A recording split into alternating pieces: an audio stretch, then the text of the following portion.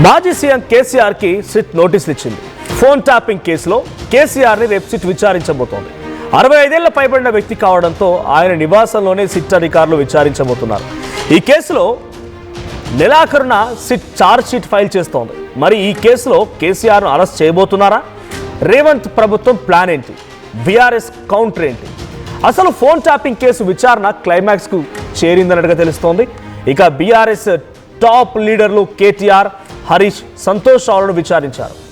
ఓ channel అధినేతను సైతం enquiry చేశారు. కేంద్ర మంత్రి బండి సంజయ్, ఈటెల రాజేందర్, పిసిసి చీఫ్ మహేష్ కుమార్ గౌడ్ స్టేట్మెంట్ని కూడా రికార్డు చేశారు. ఇప్పుడు కేసీఆర్కి కూడా నోటీసులు అందాయి. రాధాకిషన్ రావు లాంటి పోలీస్ అధికారులు విచారణలో కీలక విషయాలు చెప్పారంటోంది సిట్. ఇక పెద్ద ఆయన ఆదేశాల మేరకే ఫోన్లు ట్యాప్ చేశామని ఆయన స్టేట్మెంట్ ఇచ్చినట్టుగా సిట్ చెప్తోంది. పెద్ద ఆయన అంటే కేసీఆరే కాబట్టి ఆయనకు నోటీసులు ఇచ్చారంటోంది.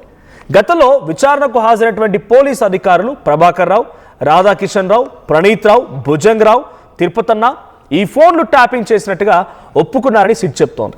వారి స్టేట్మెంట్ మేరకు బీఆర్ఎస్ నేతలను విచారిస్తున్నామని సిట్ టీం అంటోంది. ఈ నెలాఖరు నాటికి ఛార్జ్ షీట్ దాఖలు చేస్తామని అధికారులు చెప్తున్నారు.